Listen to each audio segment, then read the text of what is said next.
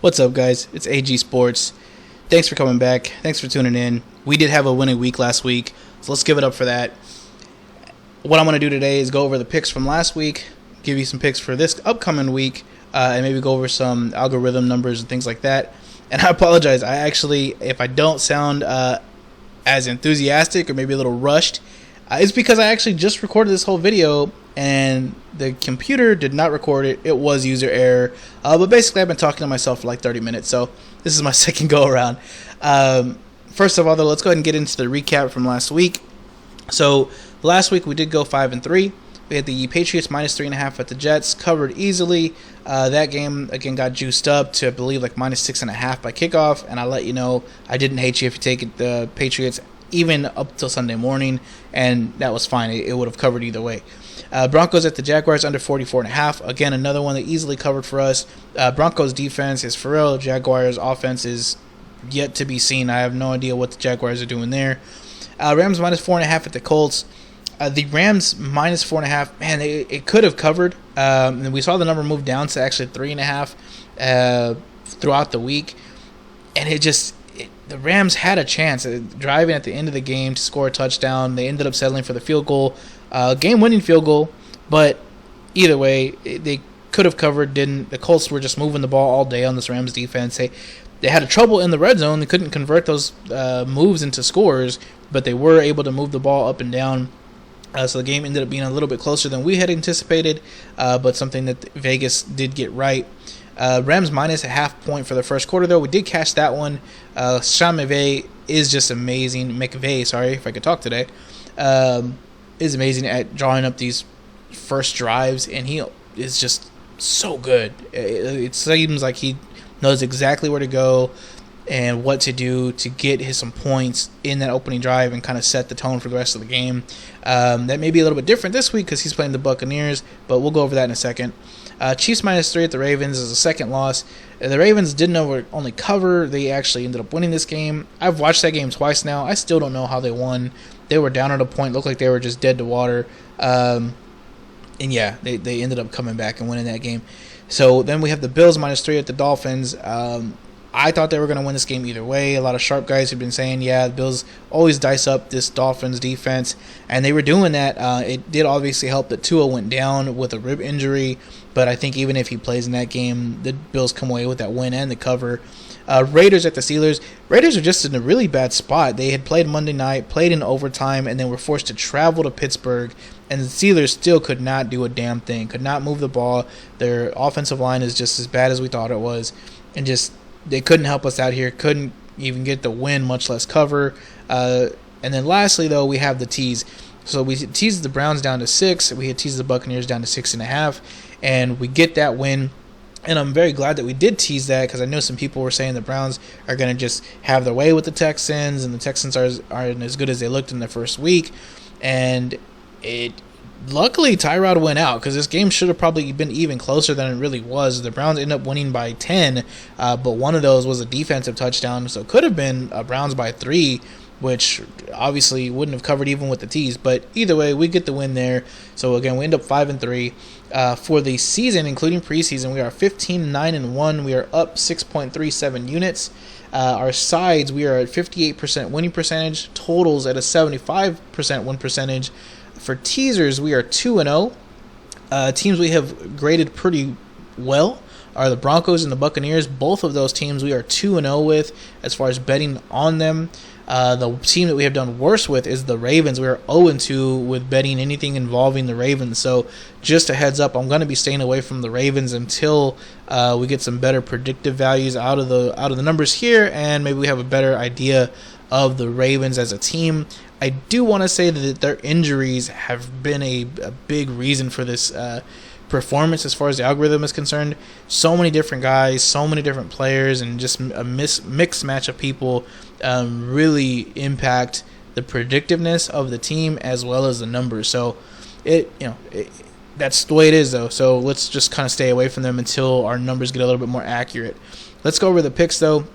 So for this week, I'm going to read these picks out to you, and I'll put them in the comments below, and then I'm going to run through the Madden numbers, but let me just give you the picks first.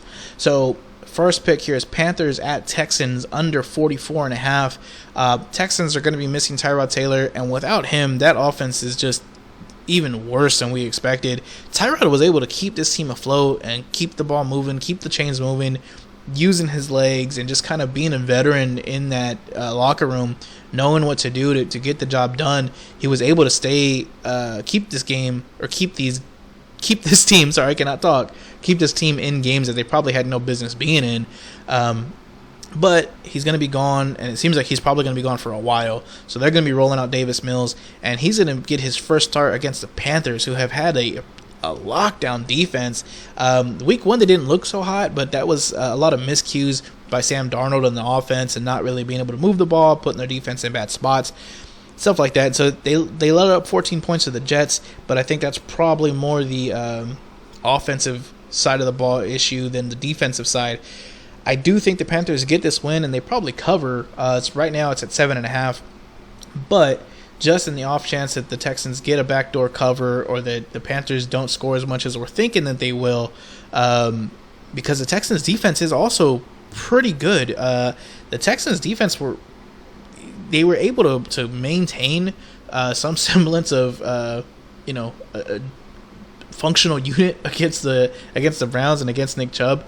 And so while they got beat, that defense wasn't giving up a whole lot until the second half, and at that point I think it was just Chubb being able to run over people. I do think, obviously Christian McCaffrey is going to have his way with these guys, but it'll probably be a lot like Chubb, where he's going to get a lot more second half action than first half. Secondly, though, the Panthers they may not have to score a whole lot to get this win. I could totally see this game being like a 21-3 or 24-7 kind of game. And if that's the case, give me the under all day. I really think that under 44.5, you get the key number of 44, and just the narrative of these two teams, and they're playing on a short week in Houston. Give me the under all day, every day. The next one I have is Bucs plus 1.5 at the Rams. We'll go over that one with the Madden algorithm, but let me just tell you, I think the Bucs do actually win this game outright. So if you want to put some money on the money line, go ahead and do it. But plus the 1.5, and if you wanted to tease this game so you can get the Bucs plus 7.5, I love that too. I'm just taking the 1.5 to get the best bang for your buck here kind of deal. Next is the Bears plus 7.5 at the Browns. Again, another game that we'll go over with the algorithms here, but I do believe the Bears, they have a chance to win. It's an outside shot, but they do have a chance to win. The Browns have kind of, for lack of better words, they have not looked as good as their scores may indicate, and we'll go over that again in a second here. But those are the straight plays, and if you can't tell, this is kind of an underdog week for me. So I got 2 dogs here and then 1 total. The next 2 games here I have are actually 2 plays, are teasers. So we're going to tease the Chargers at the Chiefs down to the Chiefs -1. I don't see the Chiefs losing twice. The Chargers offense is just so I don't know how to even explain it, really. It's so conservative. They don't do anything deep. There's a lot of shots to Keenan Allen at like 6 or 7 yards, and then they'll have Austin Eckler with like a 5, 6, 7 yard play here and there, and they keep the chains moving, and that's how they want to play. I've seen a handful, like a very few amount of shots down to Mike Williams down the field, but they just seem to want to play very conservative, which is fine.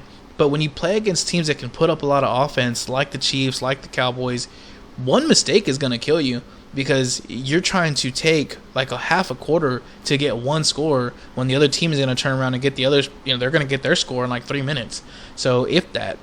So you have to play like a perfectly executed game, and I don't think the Chiefs are going to do that. Plus, I don't see the Chiefs losing twice in a row.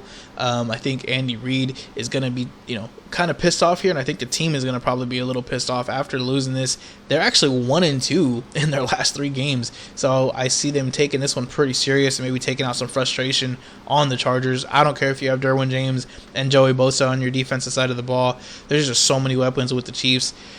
If they take it seriously from the snap, they should be able to get this -1. The second part of that tease, though, is the Jets at Broncos under 47.5. This is another game where the Broncos should just crush That I really have this game predicted at like a 31-14 kind of game. But even if the Broncos don't put up that many points because their offense just isn't that potent, I don't see a way that this goes over 47.5. Hopefully, that stands true after their game. But you are grabbing the key number of 44 and 47 by teasing it to the 47.5. The number right now is actually 41.5. So I like that tease on both sides of the ball because you're getting the Chiefs with the 7, the 6, and the 3. Then you're getting the 44 and the 47 with the Broncos total. So I like both of those teases. Lastly, though, we have the Cardinals -1 at the Jags. Cardinals offense has looked amazing.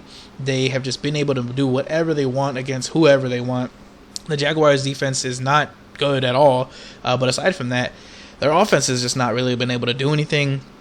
And especially this week when they have the Cardinals coming to town, and Chandler Jones is going to be all up in that backfield, just throwing guys around.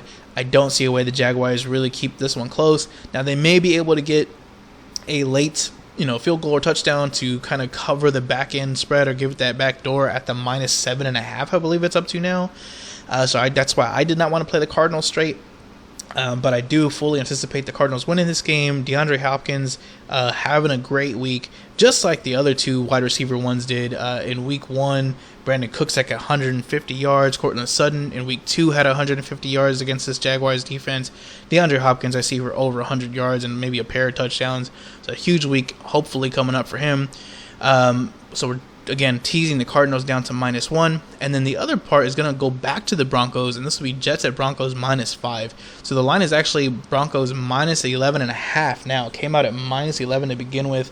Kind of the same issue I have here is I don't want to be in a situation where the Broncos are up, like let's say 30-14, and the Jets have the last ball and there's 3 minutes left, and the Broncos just don't give a shit anymore, and they go into prevent.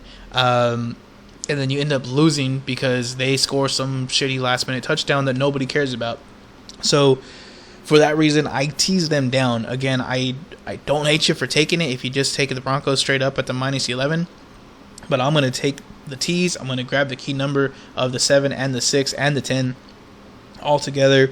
And the Cardinals, same thing, guys. When you're going from the 7.5 or 7 to 1, you get the 7, the 6, and the 3. So a lot of key numbers involved with both of these. So that's why I have those two teases. As far as the Madden algorithm, like I said, I'm going to try to keep this one a little bit quicker. 49ers at the Packers. Packers at the 49ers. Madden has the 49ers as 2.5-point favorites. The current line is 49ers 3.5-point favorites. It is a bad spot for the Packers because they just played Monday Night Football. Then they're going to have to travel to San Francisco to play the late Sunday night game on the West Coast. Bad spot for them. I could really see either team winning here, so I don't want to take the 49ers minus the 3.5, especially because it's over the 3. But at the same time, all my predictions here have the Packers actually losing this game other than last year's numbers. So for those reasons, I'm really just staying away from this one altogether. May look to take some props later on in the week, but for right now, it's just a total stay away from me. The Browns at the Bears, so we already talked about this one. The Browns, though, as far as Madden is concerned, should be about 3 to 3.5-point favorites. The current line, again, is 7.5. The prediction from last year has the Browns as about 7-point favorites. The grades are only 1 point apart, so by the grade book, these guys are not very different as far as offenses are concerned.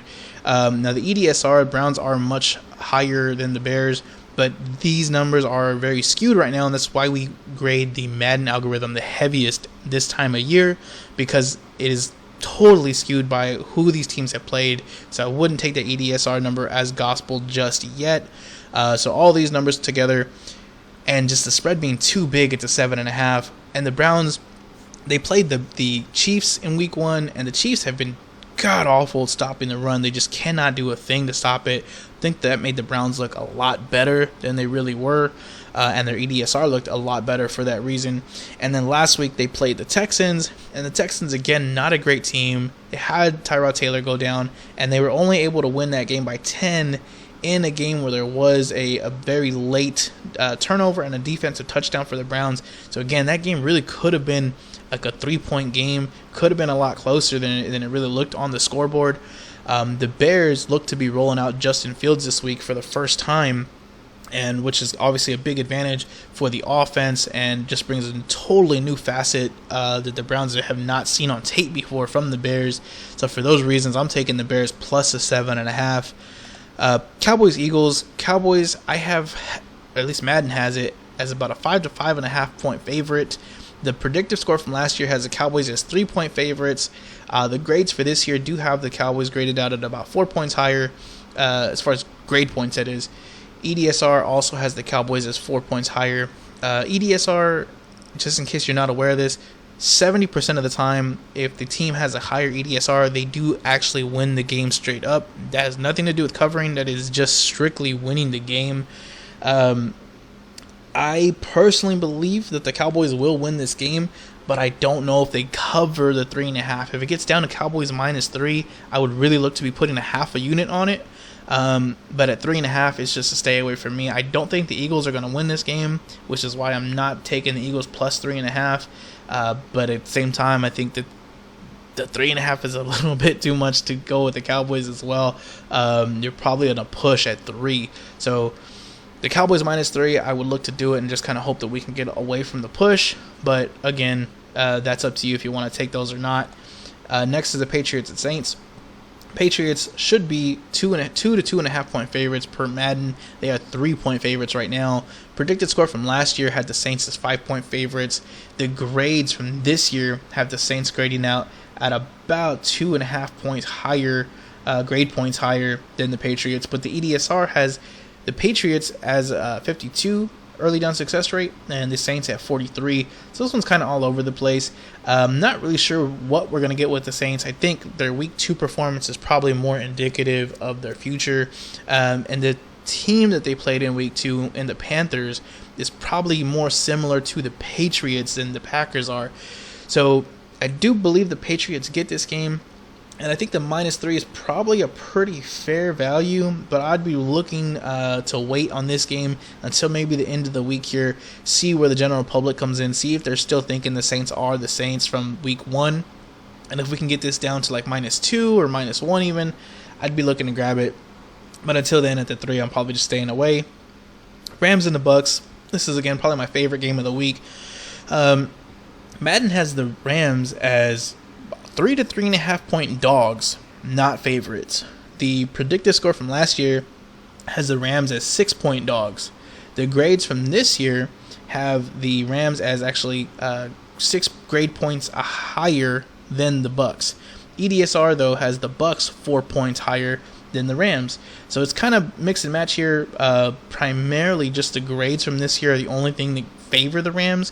And I will say the Rams have played the Bears and the Colts, who neither of which are really predicted to be very, very great or have like potent offenses, where the Bucs have played the Cowboys. Probably the best team of those 3, or very, offensively at least, probably the best of those 3 teams. For all those reasons, though, I love the Bucs here, plus the 1.5. All the grades are pointing to it. All the algorithmic numbers are giving us the Bucs here as overall winners, and probably like 3 to 3.5. Well, let's just say 3-point favorites or 3-point winners. And this one is where this line should be. So if you can grab the Bucs plus the 1.5 still, or again, if you can tease it and get it to plus 7 or plus 7.5, it's probably the only time in the year that you're going to be able to take the Super Bowl champions at plus 7. So you may want to look at doing that. But for now, I'm just taking the Bucs at the plus 1.5.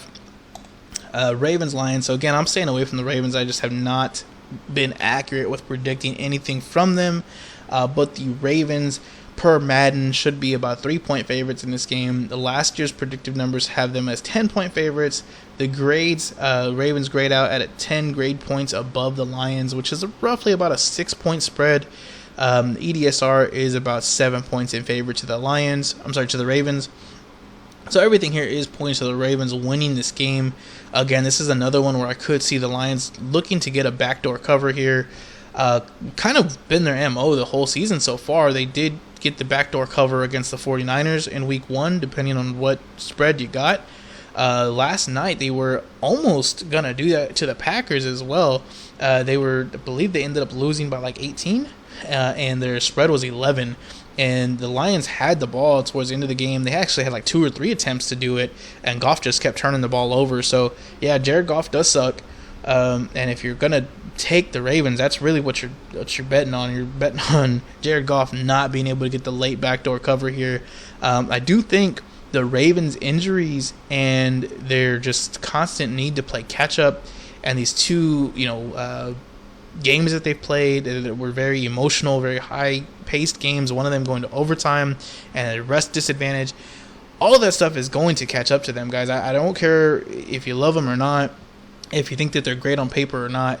Every team that I have watched since I've been looking at football and grading it, which is like 5 years now, it happens to them. It happens to every year. There's a team who just has some stuff kind of not go their way, not go their way, and then they're winning games, and at some point they just lay an egg. It's just something's going to happen. They're going to just finally give into it, and it's probably just a 1 week issue, and I'm not thinking it's this week, but at some point you are going to see these things start to catch up with the team, and they're probably going to have 1, possibly 2 bad games where they don't cover or don't win, and this may be a don't cover kind of spot for them.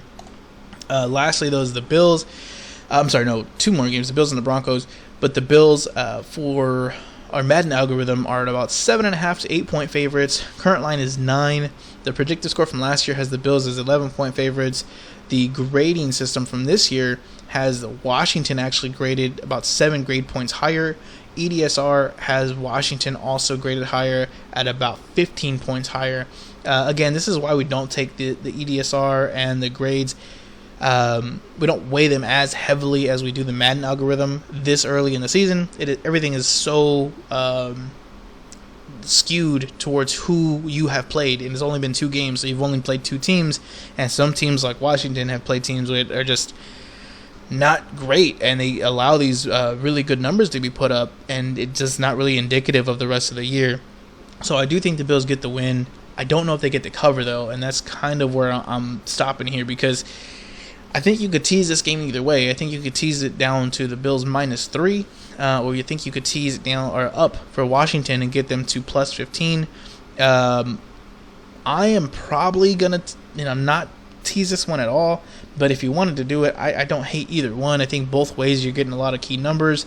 I think I would probably lean towards the Bills only because I do believe they're going to get the win, and I cannot bet on teams that I don't think are going to win. So even as a dog, like the Bears this week, I gotta have some belief that something can go their way to get them the win. And a Washington Bills, I just do not see the Bills dropping this game. Lastly, though, is the Broncos and Jets. So the Broncos, per Madden, should be about 3.5 point favorites. The current line is 11.5 points. It opened at 11, which is where we grabbed it at and we teased it at. The numbers from last year had the Broncos predicted to win by 3 at 20-17, so pretty close to what Madden had it as.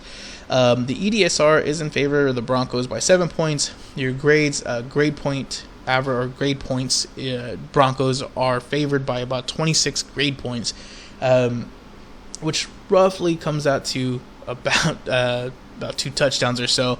So I think the Broncos win this game, and I don't think that's even a question that anybody's had. But as far as covering, at the 11.5, again, you're really hoping that everything goes right and that the Jets don't have a last opportunity to just go down and get some meaningless touchdown that the Broncos aren't really going to try to stop. And that's my biggest concern with such a big double-point spread or a double-digit spread here. So that's why I teased it. But again, if you just want to take them straight up, I don't hate the idea, but I'd be very, very concerned in the fourth quarter, especially if the Jets get the ball and the Broncos are calling off the dogs with like 5 minutes to go. Teasing that, though, like I said, both ways. With the Broncos -5, lots of key numbers. With the under 47.5, also lots of key numbers. And I just don't see this being a very high-scoring game. This is probably going to be like a 20-3 kind of game, 34-10 kind of game, I think is what I had it at one point. Something like that. So that's why I don't hate the Broncos with the -11.5. But just keep in mind you are opening yourself to that back door. So that's it, guys. That's all the picks for right now. We probably are going to be looking to have one more pick, at least a half unit pick, maybe on the Cowboys, maybe on some other teams by the end of the week. And so just keep an eye out for the new videos, as well as on Twitter. It's again at AG_sports21. Like, subscribe, put on notifications so you see the videos as soon as they come up. Again, I'm just talking picks, guys. I'm not trying to give you anything else, nothing that you don't want. Maybe some fantasy, if anybody's interested in there. If you did see something come up throughout these report cards or throughout these grades that you're interested in, or that you think maybe I missed and you want to give some advice to the rest of the class here, guys, please feel free to drop it in the comments below. Let me know who you're betting, because I think we all are rooting for each other. We all want to see, who's got what, and kind of maybe get a feel for how many people are betting one way or the other, whether it's with us or against us. So thank you again for watching. Thank you for your support. Have a great day and good luck.